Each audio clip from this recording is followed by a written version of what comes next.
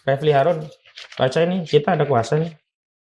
Dan kuasa ini, hei Refli Harun, berlaku baik di dalam maupun di luar persidangan.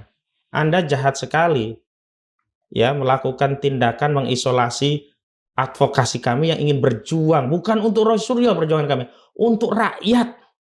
Refli Harun lah yang pertama kali selalu menarasikan perdamaian dengan mediasi. Tiba-tiba dibawa ketemu Jimli As-Siddiqi akan dimediasi.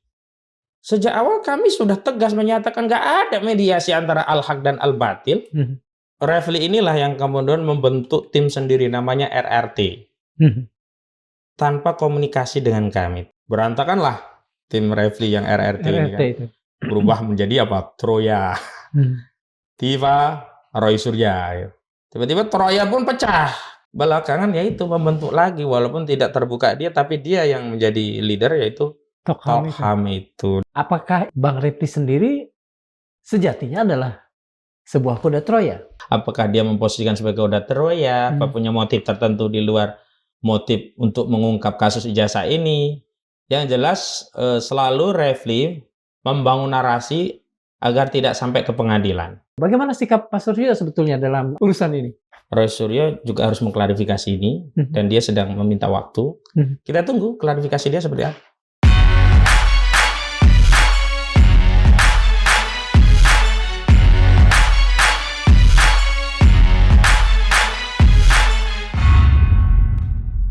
Bismillahirrahmanirrahim. Assalamualaikum warahmatullahi wabarakatuh. Waalaikumsalam warahmatullahi wabarakatuh. Sobat Badilog, sebagaimana kita tahu dalam sejarah, banyak sekali perang besar yang di dalamnya termuat cerita-cerita tentang keretakan di satu kubu, atau bahkan sebetulnya selalu ada keretakan di setiap pasukan yang tengah melakukan peperangan dengan pihak lain.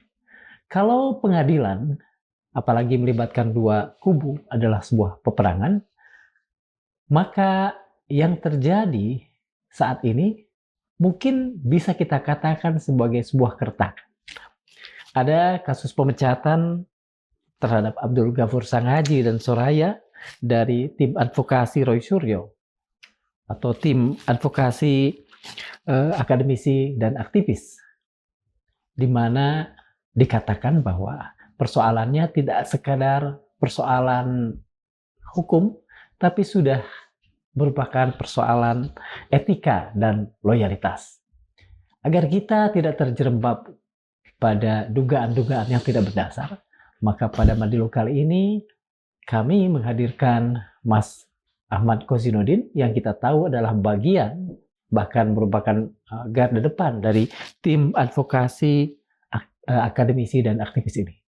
Mas Kozin, terima kasih sudah hadir di Madilog kembali. Sama-sama, Kang Darmawan. Kalau saya baca apa yang beredar dalam konferensi pers yang Mas lakukan, terutama dalam tulisan yang beredar, itu Mas mengatakan bahwa pemecatan Abdul Ghafur Sanghaji dan Soraya bukan sekedar soal beda pendapat, tapi sudah katakan saja erat berkaitan dengan etika dan loyalitas. Peristiwa ini mengingatkan kami pada peristiwa Jahmada Girsang yang belakangan membawa Respons Yanipar ke Solo dan kemudian mengambil fasilitas restoratif justice begitu. Kenapa demikian? Ghafur Sanghaji dengan Jahmada Girsang itu memiliki kesamaan, masuk ke tim kami itu tidak dikenal oleh kami.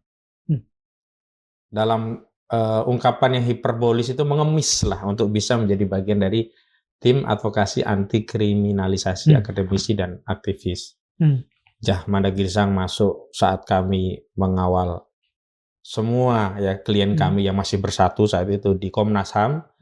Tiba-tiba masuk Jahmada Girsang, ya husnuzon kami karena kami butuh banyak lawyer, semakin banyak semakin baik ya kita masukkan. Abdul Ghafur Sanghaji juga sama, dia tiba-tiba hadir saat kami rapat di kantor Bang Ahmad Yani karena kami biasa memanfaatkan fasilitas anggota tim, diantaranya senior kami Bang Ahmad Yani memberikan fasilitas kantornya untuk rapat. Abdul Ghafur ini masuk ketika ada perkembangan tersangka meningkat menjadi 12 orang, termasuk di dalamnya dulu ada Abraham Samad, mantan ketua KPK, kemudian ada Michael Sinaga, sama Babe Aldo Rido. Ini yang menambah deret ada 12 terlapor. Dan masih sama ceritanya. Ya, dia datang dalam tanda petik seperti mengemis, ya kita terima karena kita husnuzon, siapapun dengan latar apapun ingin membantu, ayo bareng-bareng. Dan karena anak ini punya kecerdasan intelektual yang lumayan, lalu kami beri tempat yang menurut kami tempat yang kami hormati ya. Layak lah ya. Kita beri posisi yang terhormat. Bahkan dalam setiap hal yang berkaitan dengan tim kami, kita rekomendasikan untuk bisa bicara untuk dan atas nama tim yang kami sebut dengan Roy Suryo CS ya. Karena kan panjang nih atribusinya, suka nanya itu. Bang, atribusinya Bang? Tim tim advokasi anti kriminalisasi akademisi dan aktif, aduh panjang Bang. Tim Roy CS ya. Ya udah gitu. Nah, dan itu dulu sempat dikomplain oleh Refli Harun karena dia membentuk RRT, katanya Roy itu punya dia. Lah kalau mau komplain sebenarnya kami duluan, inti kan belakangan. Ya kami katakan Roy CS itu kan masih ada Kurnia Triroyani, Rustam Effendi, Rizal Fadila. Jadi menurut kami nggak ada masalah lah yang gitu-gitu. Persamaannya satu itu. Sama-sama datang, tidak kami kenal, tapi kami mengapresiasi setiap orang yang ingin berjuang kami terima. Atau bahasa hiperbolisnya yang mengemis lah di tim ini, kira-kira begitu bahasa hiperbolisnya. Nah, kesamaan kedua, mereka itu sama-sama berkhianat, tidak loyal dengan tim yang dibangun 12 tahun lebih lah katakanlah. Karena faktor yang sama juga, Refli Harun. Kenapa saya sebut begitu? Karena zaman Negeri Sang ini tanpa sepengetahuannya justru membentuk tim baru bersama Refli Harun. Yang kemudian memboyong Rismon ikut Refli Harun. Dan dia pula yang akhirnya meninggalkan Refli Harun bersama Rismon pergi ke Solo. Gafur juga sama. Dia tinggalkan kawan-kawan yang selama ini banyak mendedikasikan waktu untuk bersama-sama berjuang. Dia tinggalkan kawan-kawan yang selama ini memberikan sumbangsi sedikit ataupun banyaknya sehingga dia bisa sampai pada posisi hari ini, nyebrang ke tim yang namanya Talhab yang di situ juga ada Refli Harun. Dan Refli Harun memang di catatan kami ada catatan negatif gitu. Pertama, Refli Harun lah yang pertama kali selalu menarasikan perdamaian dengan mediasi. Tanpa izin kami saat itu, Roy, Rismon Tifa tiba-tiba dibawa ketemu Jimli As-Siddiqi di tim percepatan reformasi Polri dengan narasi akan dimediasi. Sejak awal kami sudah tegas menyatakan nggak ada mediasi antara Al-Haq dan Al-Batil. Sudah jelas palsu ya palsu, asli ya asli. Nggak bisa yang palsu sama yang asli dinegosiasikan. Jadi aspal aja ya kita sepakati. Nggak bisa. Dan kalau memang sejak mula orang-orang ini mau mengakui yang palsu menjadi asli, ya sudah nggak perlu ada tim advokasi. Silahkan datang ke Solo, nyembah sujud di kaki Jokowi, pasti dapat restoratif justice, selesai. Tapi jangan libatkan kami karena kami mendampingi itu dalam rangka untuk berjuang. Lalu ceritanya saat itu bersama Faisal Assegaf lah. Entah apa yang terjadi, pecah kongsi mereka. Gagal lah ya proses mediasi untuk mendapatkan penyelesaian damai dengan Jokowi itu. Pecah kongsi antara Faisal Assegaf dengan Refli. Faisal Assegaf menganggap Refli itu lancang, mengambil forum yang dia memperjuangkannya ketemu dengan Jimli As-Siddiq. Refli Harun merasa kok kliennya tidak diberi ruang waktu di situ, dia keluar bikin kompres sendiri ya. Berantemlah mereka. Di sebuah media saya ingat Garuda TV kan dimaki itu Refli sampai Faisal Assegaf. Lalu tiba-tiba dia sebut biang keroknya Ahmad Kozinuddin, kan Kang Darman ingat gak? Ngajak saya podcast terkait itu kan. Saya waktu itu masih menganggap ya mungkin salah ngomong lah. Ya kita maafkan kan. Saya juga nggak mau berpolemik dengan Refli Harun. Apa sih? Menang juga nggak keren juga ngelawan kawan sendiri katakanlah begitu. Dan ini justru akan memicu kubu lawan gitu. Tapi belakangan justru Refli inilah yang kemudian membentuk tim sendiri namanya RRT. Tanpa komunikasi dengan kami, tanpa memberitahu atau bahkan izin. Semestinya sebagai seorang advokat yang paham kode etik advokat, ketika ada klien tahu itu ditangani tim lain, ketika dia mau mengambil klien itu, dia harus bertanya. Ini ada orang mau tanda tangan kuasa ke kami, apakah masih ada hubungan hukum? Kalau sudah tidak ada, apakah ada kewajiban klien yang belum ditunaikan? Kalau dibayar ya, misalnya apakah pembayarannya sudah selesai? Itu wajib sebagai advokat. Tidak ada tiba-tiba dia membentuk narasi sendiri, bikin tim RRT, dan narasinya sering berseberangan dengan pertarungan yang selama ini kami angkat. Ya ini apa? Kita inginnya ke persidangan, kita buktikan bahwa ini ijazah palsu di persidangan. Karena kan kalau kita bicara hukum kan ujungnya persidangan. Mereka selalu membangun narasi tidak harus di persidangan. Tapi dengan cara apa? SP3 mereka memohon, meminta agar di SP3. Ya kalau SP3 diketawain sama kubu Jokowi, kamu SP3 ya ikut aja ke Solo kan.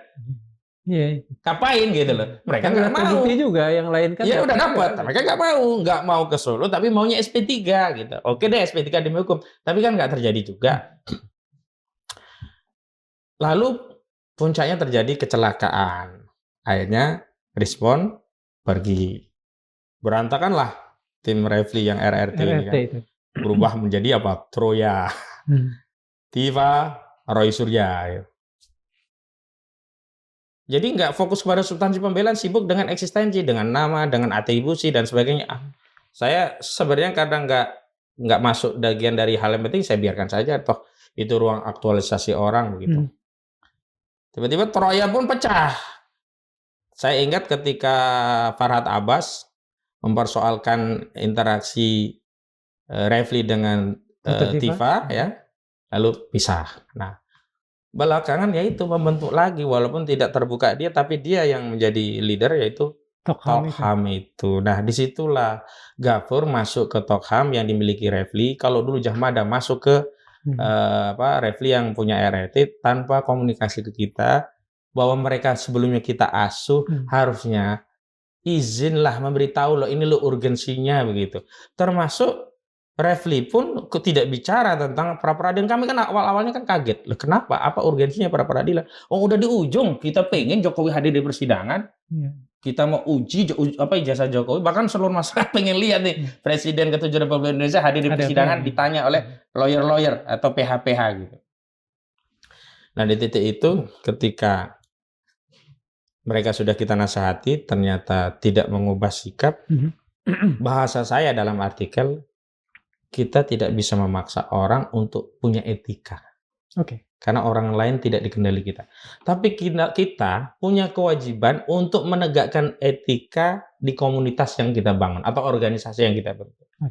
Nah itulah kami rapat dan akhirnya kita putuskan Gafur Sangaji dan Soraya kita keluarkan dari tim advokasi anti kriminalisasi akademisi dan aktivis. Apakah dia masih kuasa hukum Roy Suryo? Iya, kuasa hukum Roy Suryo dari sisi yang dibentuk oleh Refli Harun, tapi dia bukan lagi tim kami. Karena memang apa? Saya ingin memberikan insentif kepada kawan-kawan Islami loyal, berkorban, berjuang. Agar apa? Agar mereka nyaman memberikan komitmen dalam perjuangan dalam bentuk apa? Kesetiaan pada nilai-nilai perjuangan. Kalau tidak ada sanksi, orang akan menganggap ngapain kita konsisten, yang berkhianat aja didiamkan, kira-kira begitu. Bang, ini kan Bang Refli Harun pernah membuat tim yang namanya Troya, Tiva dan Roy Surya tadi. Apakah itu semacam ketidaksengajaan bahwa sesungguhnya secara tidak sengaja posisi Bang Refli sendiri sejatinya adalah sebuah kuda Troya? Saya tidak tahu apakah ada ada kebetulan yang sama. Kalau saya lihat apakah dia memposisikan sebagai kuda Troya, apa punya motif tertentu di luar motif untuk mengungkap kasus ijazah ini. Yang jelas selalu Refli membangun narasi agar tidak sampai ke pengadilan. Lalu penyelesaiannya apa? Kan damai. Tapi disuruh damai kagak mau.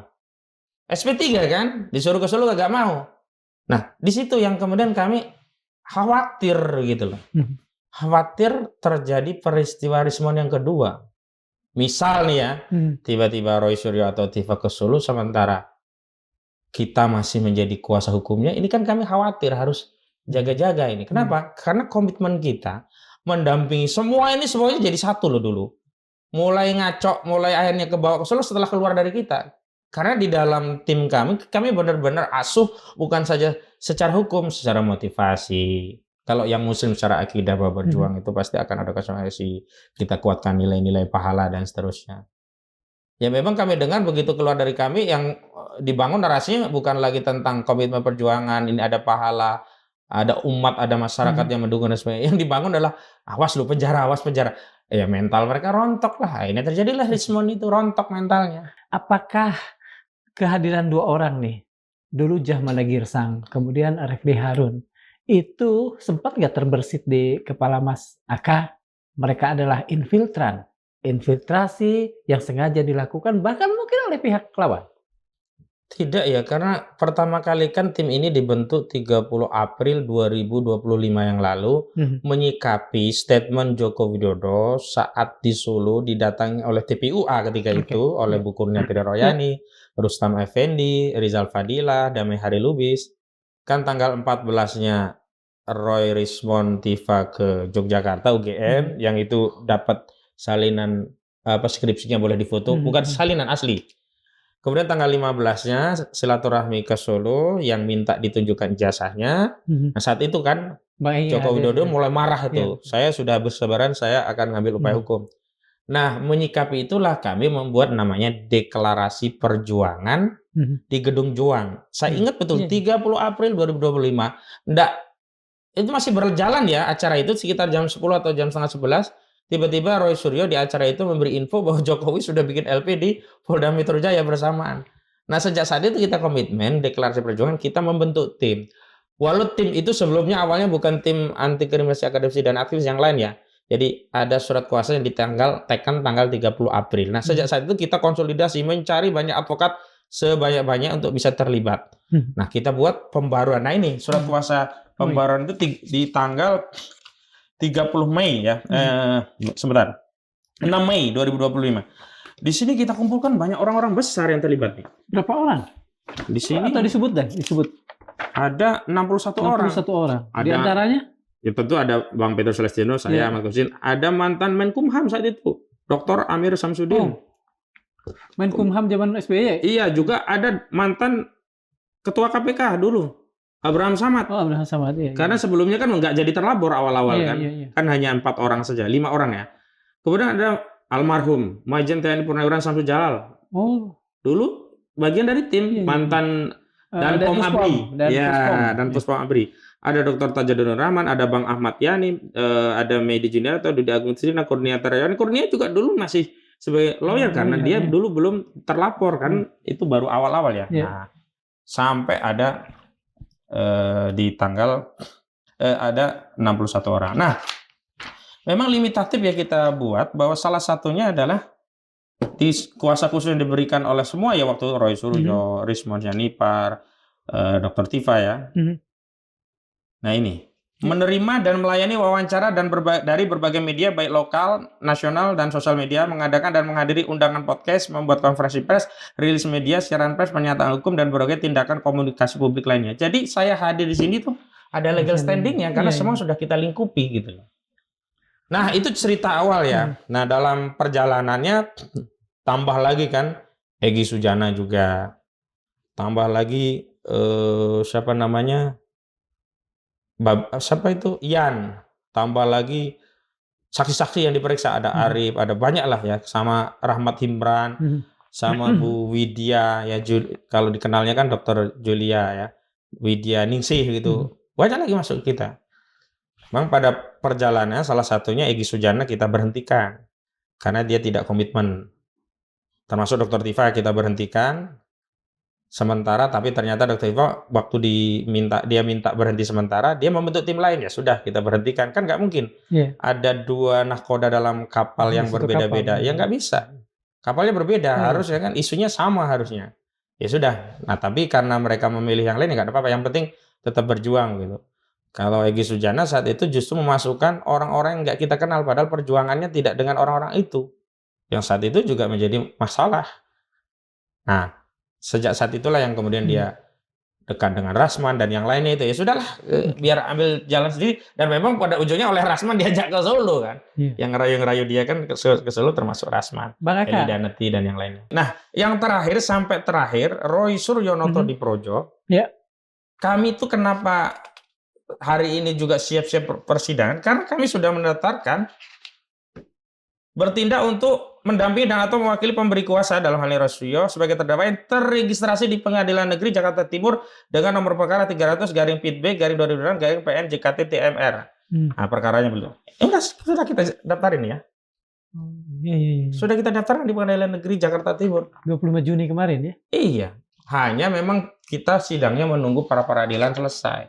Karena di KUHP yang baru itu kan begitu ada perkara pra peradilan, perkara pokoknya ditunda sampai pra peradilan ini selesai. Nah, itu yang kemudian kami melihat harusnya Refli Harun ngomong sama kita. Ada rencana gini. Harusnya Gafur ketika minta dimasukkan di timnya Refli Harun minta izin kita, boleh nggak kita? Ternyata dua-duanya nggak dilakukan.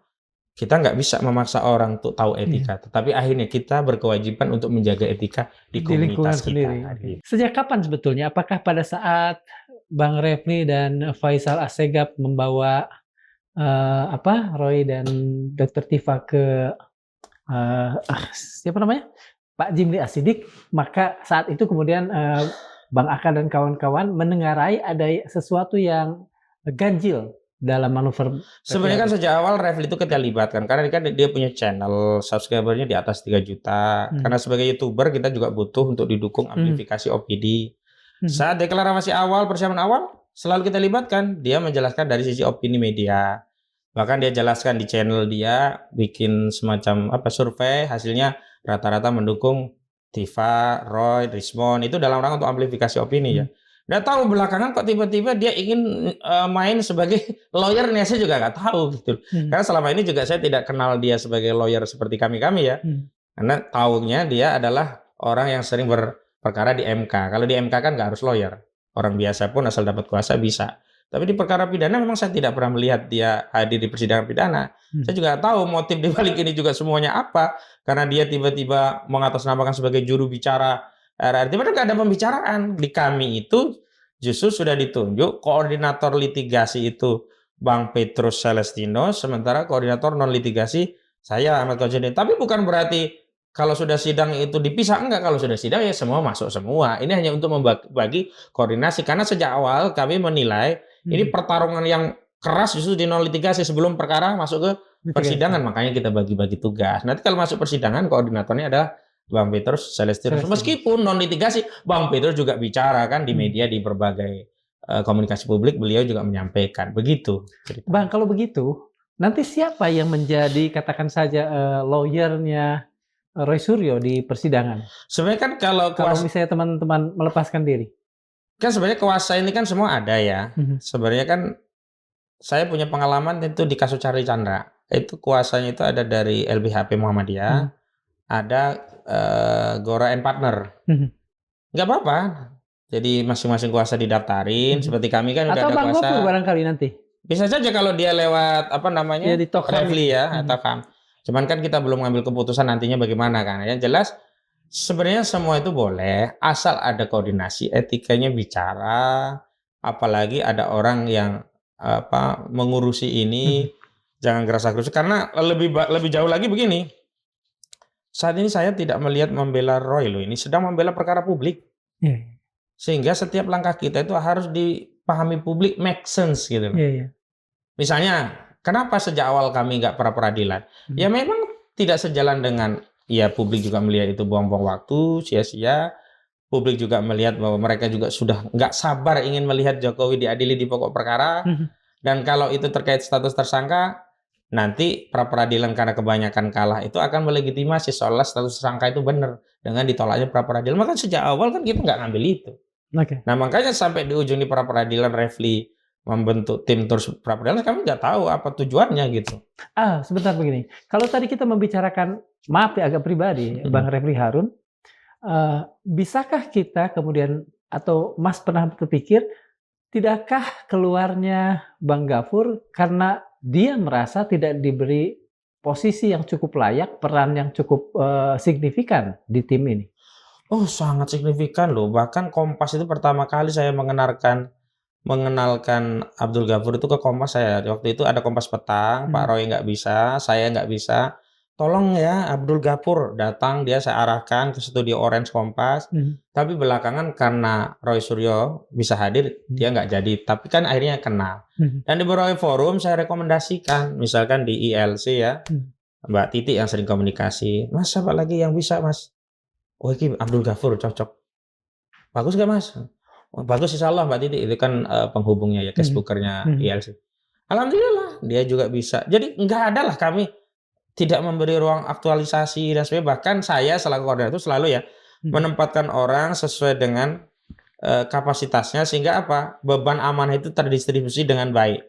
Apalagi kalau kita pas kompres itu mhm, selalu kita kasih waktu. Siapa dulu, siapa dulu. Tentu kalau ada yang nggak relevan, misalnya dulu waktu kita kompres di Polda ada relawan dari Solo mau ikut kompres, saya bilang jangan karena ini kan agennya kompresnya lawyer. Kalau mhm, lawyer iya.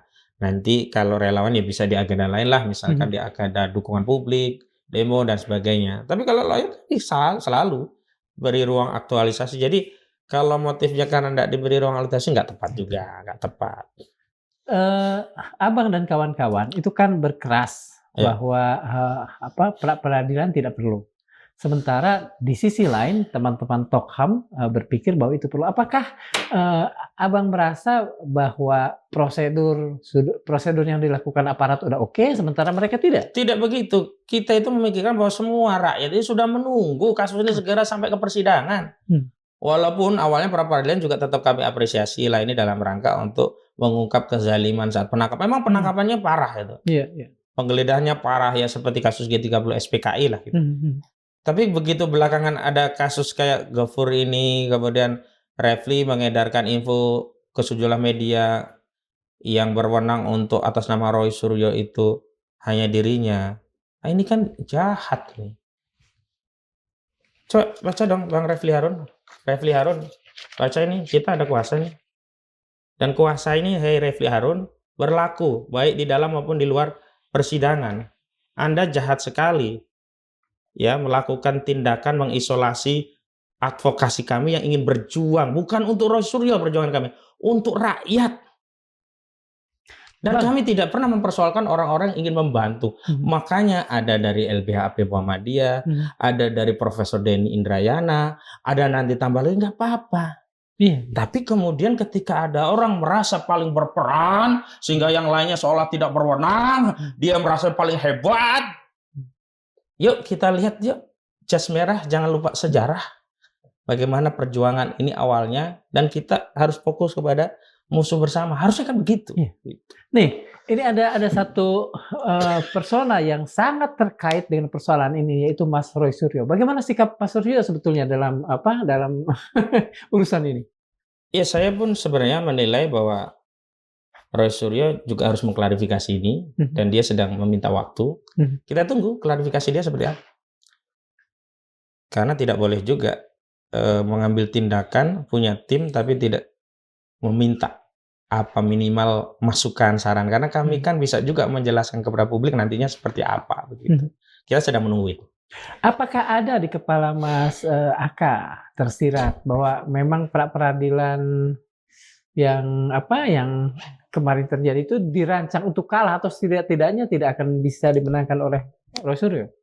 Yang jelas begini ya, kita nggak mau juga membuat bangsa ini makin lama terpecah belah. Iya Pada akhirnya kan semuanya harus di persidangan. iya, Dan pada akhirnya kan semua harus tunduk pada putusan persidangan. Terlepas putusannya juga masih panjang kan, iya, ada ingkrah. Tapi kan kalau nggak cepat persidangan kan makin panjang. mhm, Walaupun itu hak. Nah, disitulah yang kemudian kami melihat eh, tujuan terhadap pra peradilan ini bisa dimengerti satu sisi, tapi di sisi lain masyarakat juga tidak bisa mengerti. Nah, yang penting bagi kami, kenapa tidak dikomunikasikan itu. berbicara soal komunikasi, saya kembali ke, soal Mas Roy Suryo. Sempatkah bicara cukup panjang tentang persoalan ini? Mas Sudah, menanyakan dan heeh. sebagainya? Sudah, tapi saya kira ini memang problemnya di lawyer yang ngaku lawyer katakanlah ya, Refli Mhm, Harun yang Dia tahu ada kita, kenapa mengambil sikap sendiri. Kalau Mas Roy-nya kan tanda tangan juga.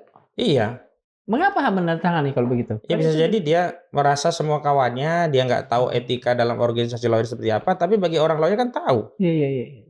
Apalagi seorang Roy Suryo kan dia orang yang butuh bantuan dari siapapun. Masa menolak Iya, bantuan? iya, iya, iya, iya. Oke. Beda dengan Masuk kita. akal. Iya. Kalau kita, Roy nggak jadi sama kita nggak ada masalah. Tapi Refli nggak sama Roy, kita mau tangani sendiri juga bisa. Cuman seorang Refli semestinya dia bicara dengan kita yang sama-sama rekan sejawat. Kalau benar ya benar-benar rekan sejawat ya, yang ngerti tentang kode etik dalam beracara, setidaknya kode etik dalam komunikasi dengan rekan sejawat. Apalagi kita masih menjadi kuasa hukum, kecuali kita bukan kuasa hukumnya. Mas, apakah kemudian merasa bahwa kisruh ini, sengkarut ini akan membuat Jokowi tertawa, bahkan mungkin tergelak melihat teman-teman justru Tarung sendiri tarung gitu. sendiri. Begini ya, di titik tertentu saya setuju falsafah Jawa yang menyebut mikul dur mendem jeruk. Segala hal perbedaan di internal harus kita selesaikan internal tanpa perlu mengoreksi secara terbuka. Tapi dalam konteks amar ma'ruf nahi mungkar, kita itu tidak boleh mendiamkan kebatilan kalau itu dipamerkan ke publik. Kalau itu aib personal ya cukup kita ketahui, kita lindungi, kita nasihati. Tapi kalau sudah kemana-mana, diceritakan ke media kemana-mana, ini kan harus kita luruskan. Nggak bener kan? Wong semua masih kuasa hukum, nggak bener kan? Mengklaim hanya dia saja yang bisa berjuang. Saya sih senang kalau banyak orang yang mewakili, senang. Tapi jangan kemudian merasa yang paling begitu, seolah yang lain tidak. Itu namanya tidak punya etika. Saya kasar ya, tapi saya tetap punya. Bukan tetap punya, saya menghargai sekali. Kasar dalam pengertian kalau diskusi itu kan menggunakan diksi-diksi yang keras gitu ya. Bukan kasar dalam pengertian saya punya perwatakan kasar. Saya pun bisa menangis empati kepada orang yang terzalim. Dan sebenarnya kan saya melihat Roy, Tifa, Rismon itu awalnya kan karena mereka terzalimi. Mereka benar, mereka berjuang. Ketika Rismon misalnya hari ini seperti itu, ya nggak ada lagi empati saya. Karena saya tidak sedang membela sosok, tidak berjuang untuk orang atau tokoh. Saya berjuang, kami di tim ini berjuang. Ada Bang Petrus Celestino di situ, ada Bang Ahmad Yani di situ, ada Bang Aspardi Piliang, Bang Juju Purwantoro, Bang Herman Kadir, Mbak Firka, Mbak Kartika, ada Bu Susi, banyak lagi nih di sini ada. Itu karena value bahwa kita melihat ada kezoliman seorang yang memalsukan dokumen dan ini harus diselesaikan di era kita. Jangan sampai kita punya utang sejarah. Bukan karena sosok. Terbukti ketika misalnya Egy Sujana ke Solo, Damai Haril Solo, Rismon ke Solo. Apakah kita berhenti? Kita anggap, oh selesai dah. Kan dulu yang paling bilang kenceng ijazah palsu itu kan Egy Sujana. Lalu kita bilang, Egy Sujana aja sekarang sudah berdamai dengan Solo. Ya walaupun dia nggak ngaku damai, saya tidak damai, saya tidak mengaku ijazah itu Bapak asli. Memang dia bukan damai, dia Egy Sujana. Iya, yang satu yang damai hari Lubis ya. Saya dapat SP3, saya menang. Roy, kamu lawan kalau hebat. Apakah kita kemudian berhenti dari itu? Enggak, karena kita value yang kita perjuangkan. Ya value itulah yang membuat kawan-kawan lawyer juga masyarakat yang mendukung ya. Saya bisa coba bayangkan bagaimana kelompoknya ARM ya, Bu Menuk dan kawan. Bagaimana kelompoknya KNPRI ya, Bu Mary Samiri. Bagaimana kelompok daripada LBH pejabat ya, Bang Ustadz Eka Jaya. Bagaimana purnawirawan membersama ya, ada Pak Sunarko dan sebagainya. Bagaimana aktivis-aktivis membersama ya, Pak Saididu dan sebagainya. Ada Budio, ada banyak yang mendukung ini. Memang mereka mendukung sosok? Enggak. Value perjuangan. Yang value ini harus kita jaga. Kalau untuk urusan yang kecil saja kita tidak bisa menjaga etika value perjuangan, apalagi untuk hal-hal yang besar. Padahal saya sering kasih nasihat ya, setiap rapat itu saya selalu, kadang lewat tulisan, kadang juga lewat nasihat motif, saya bilang, setiap kita pada hakikatnya sekarang sedang menuliskan sejarah kita yang akan dicatat oleh dua pihak.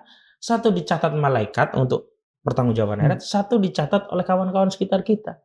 Kita ini tintanya, kawan-kawan ini adalah lembaran sejarah. Seperti apa kita beramal, kawan-kawan kita ini akan mencatat dalam lembaran benak-benak pikiran mereka. Oh dia jujur, oh dia amanah, oh dia konsisten, oh dia selalu mengalah, oh dia rela berkorban, oh dia mengutamakan kepentingan tim daripada pribadinya, oh dia lebih memikirkan legasi bangsa ketimbang godaan sekerat tulang dunia yang tidak mengenyangkan. Atau bahkan sebaliknya, oh dia pengkhianat, dia pendusta, dia tidak jujur, dia bermuka dua, dia selama ini hanya bermain watak, dia selama ini hanya menipu kawan-kawannya, dia selama ini punya tujuan pribadi. Kan itu semuanya akan diabadikan. Dan saya sudah katakan, ini perjalanan ini panjang. Jangan sampai hanya dengan tujuan sebentar kita merusak legacy kita, baik untuk catatan kita di akhirat nanti, juga legacy di teman-teman. Kan ini semua akan menilai kan.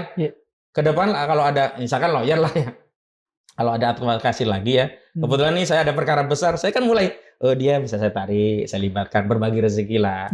Dia saya tarik, oh dia janganlah, khawatir saya, nanti dia nggak amanah, yang jadi tanggung jawab saya, klien yang amanahnya yang tercederai, tapi tanggung jawab kan saya. Nah, jadi saya nggak mau pakai orang-orang gitu. Ini luas, apalagi kalau kepemimpinan. Oh, dulu di aktivis amanah. Ayo deh, siapa tahu nanti ada jabatan kekuasaan, layak dia mengemban amanah. Kenapa? Sudah teruji. Tapi kalau dalam perjalanan yang belum ke amanah biasa saja dia sudah nggak bisa amanah.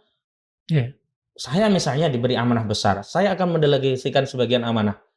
Atau Kang Darmawan jadi presiden misalnya, nyari menteri ya. Amin. Kan nggak mungkin ridho ngasih menteri orang yang boleh kan diamini kan? Iya amin. Misalkan Darmawan kan cari menteri pasti yang amanah, yang dulu terkenal baik. Kalau udah terbukti bolak-balik tukang tikung ya, akhlaknya nggak jelas, nggak punya etika, khawatir kan?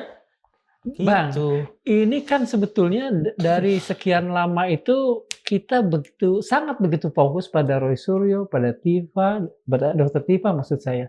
Sementara kan masih ada Bang Rijal Fadila, Kurnia Triroyani, kemudian yang lain.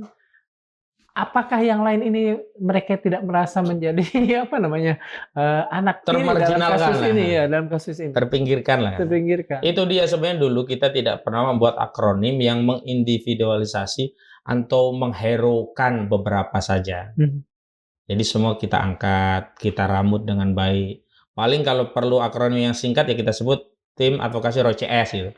Tapi begitu misalkan Refli membuat akronim RRT sendiri, jadi seolah-olah eksklusif, memang kawan-kawan ini agak tertinggalkan dalam narasi pembelaan. Tapi karena kami ini menerima pembelaan total, tetap kita rawat semua. Misalnya dalam setiap pendampingan kita ikutkan. Bahkan kita di Gedung Juang bikin sebuah deklarasi dukungan pada perjuangan mereka kita apresiasi. Agar apa? Mereka ini dapat insentif perjuangan.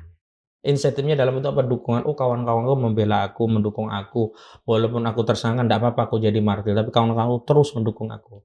Jangan sampai aku jadi tersangka, kawanku malah berkhianat. Itu kan yang oleh misalnya ya Kurnia Triroyani sampai hari itu merasa tidak bisa terima ketika dia berjibaku ke Yogyakarta, ke Solo demi melaksanakan perintah Egy Sujana. Ternyata Egy Sujananya ke Solo, ke Jokowi. Bang, saya ingin kembali ke ini ya, ke apa namanya, ke Bang Refli Harun.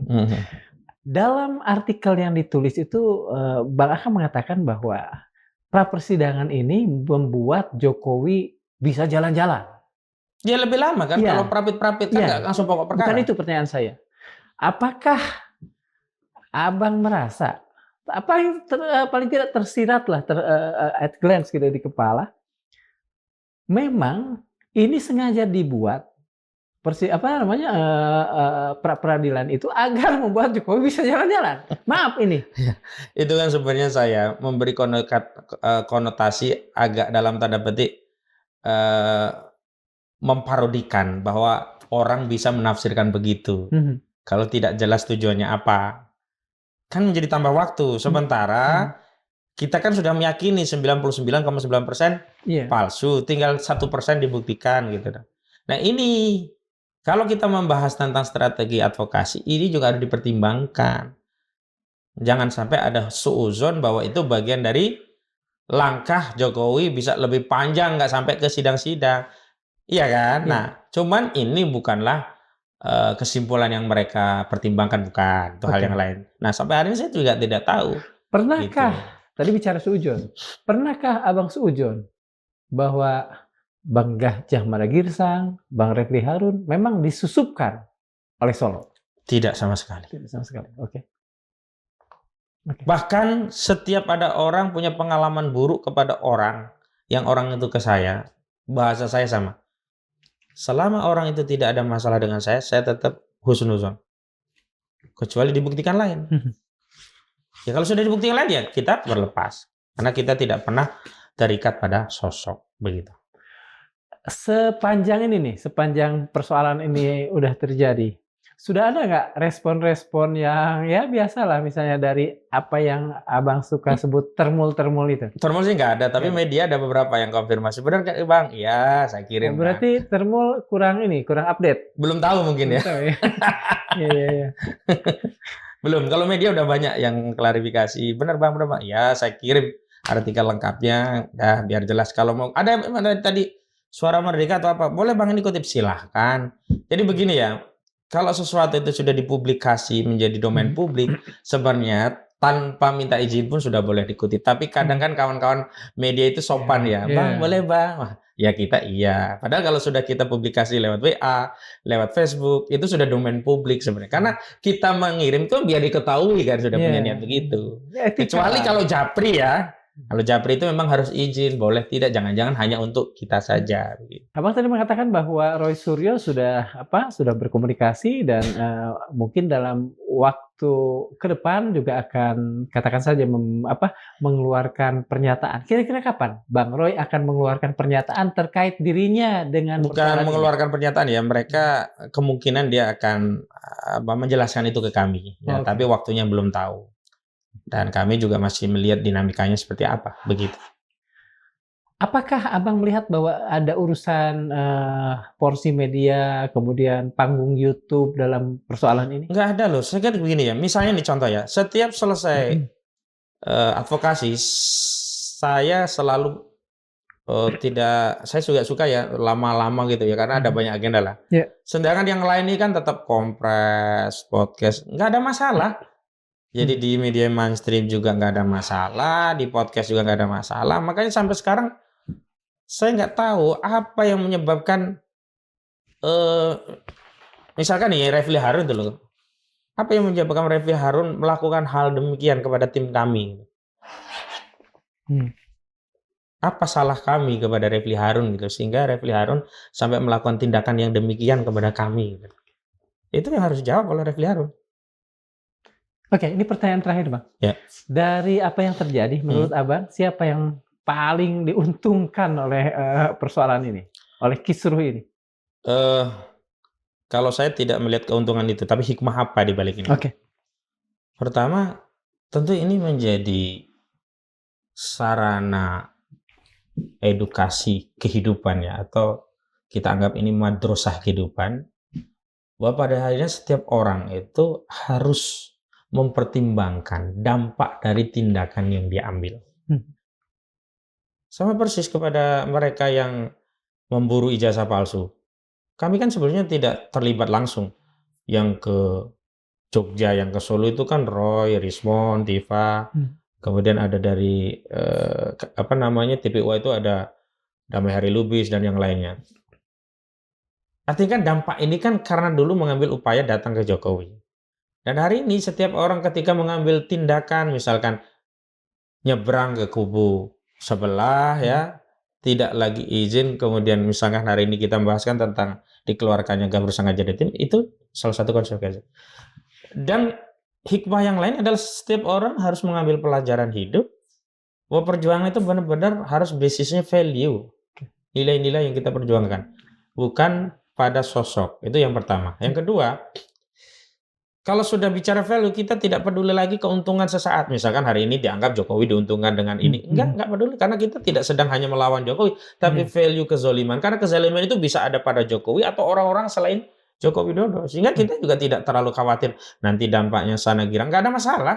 Karena apa? Kebenaran yang diungkap itu jauh lebih penting ketimbang apa? Dia membungkam kebenaran hanya untuk bersandiwara tentang perdamaian. Kalau ada masalah, ungkap saja. Jangan berpura-pura baik, tapi ternyata memendam masalah itu yang akan membuat apa? Meledak, nanti bahaya. Dan yang ketiga paling penting pelajaran kehidupan.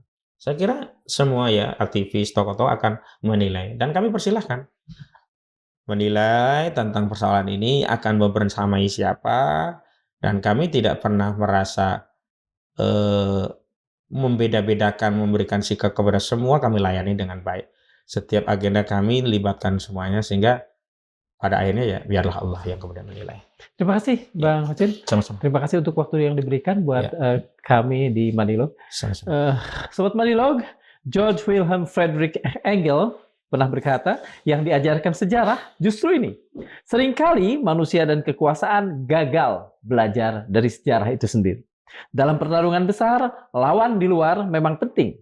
Tetapi tak jarang yang lebih mematikan justru retakan di dalam. Ketika ego mengalahkan tujuan, ketika panggung mengalahkan substansi, ketika strategi kehilangan arah moralnya.